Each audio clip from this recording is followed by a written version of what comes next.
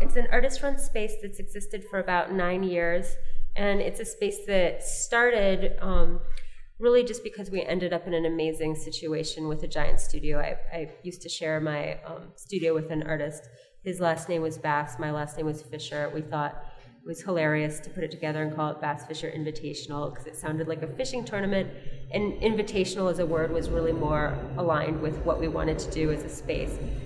We really liked invitational as a word to describe the space more than something like projects or gallery, because we really wanted to just choose an artist that we were really interested in and invite them to do whatever they wanted with a complete open platform. So for a while that was the name, just Bass Fisher Invitational.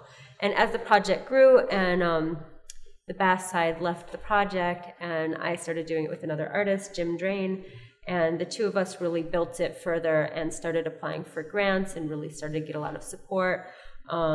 We have a really wonderful fiscal agent, the Miami Foundation, which helps us function like a 501c3, even though we aren't ourselves. We have funding from Miami-Dade County Cultural Affairs Department, Florida's Cultural Affairs Department, and our main funder is the John S. and James L. Knight Foundation. So as a funny, flexible platform, really trying to stay artist-centered, really like trying to figure out to be 501c3 or not to be, you know, like how do you stay flexible while still being sustainable? Like that's our biggest question as an organization at this point.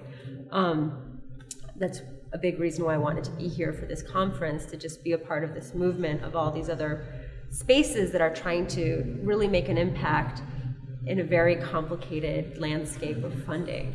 Yeah. One of our big projects right now is, we call it Weird Miami.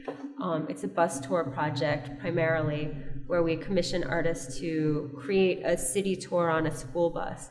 And it could be whatever they want, what they love about the city, what they hate about the city. So they just pick locations. Yeah. They don't make anything. No, they don't make anything. Like we just had one like a week ago on Sunday by artist Tao Ray. We have a solo show of his up right now in the gallery, which is what we're really trying to do, have the tours really lead into the exhibitions to kind of both broaden the audience of who would traditionally come to a contemporary art exhibition and to kind of make it a little more accessible, to be like, you know, we're very invested in like a critical dialogue and like, but we're also invested in opening it up. And, you know, I think issues that come up in critical theory are like really relevant to the population as a whole. And to do like a bus tour where it's like, oh, it's actually fun to see what an artist is looking at, not just in terms of what's in the gallery, but what's in a city.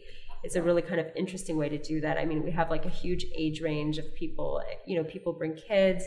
There's retirees that come on the tour. And so we've really managed to kind of be fortunate in really creating a diverse space for this project. And a lot of the people who maybe came to our space just for a bus tour now will come to our space for exhibitions.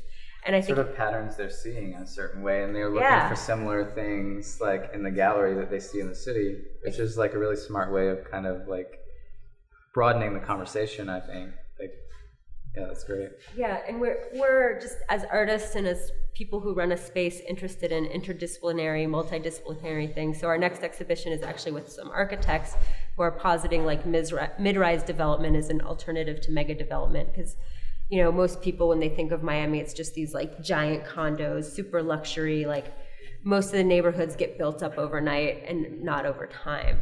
And we're, you know, I'm a lifelong Miami resident except for like school and occasional leaving for months at a time, but I'm invested in the city and I want it to grow in a way that's for the population and not just for the people who are building, you know? So I want it to be a great city. I see the potential and I know it can be that if enough people, you know, fight for it.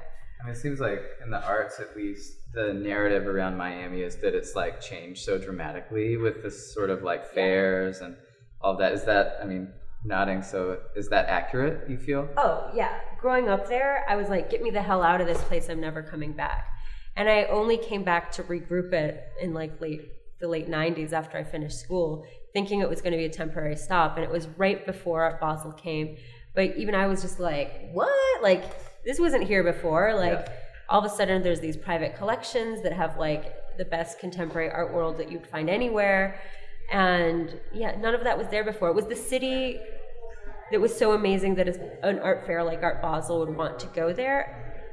but it's, there's a push and pull in that. Like, it became good, and now everyone knows what contemporary art is, but they all know what it is through the lens of a marketplace, right. Not through the lens of like really building and like alternatives. They know market stars, they know fashion parties at an art fair, and they think contemporary art's very glamorous, which it is, but it's also, I believe, a real instrument for social change, a real instrument for like re-envisioning the world in whatever way it looks at. So even just part of our mission right now is trying to even educate just like, what is the purpose of an artist-run platform? How is that part of an artist's practice? Like, I'm not making an object.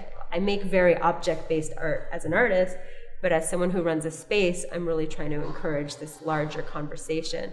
So we're really trying to like shift the conversation in Miami, not just to about how much does art sell for, but like, what is art really there for? What is an artist really trying to do? How is this really important to the fabric of the city and like daily life?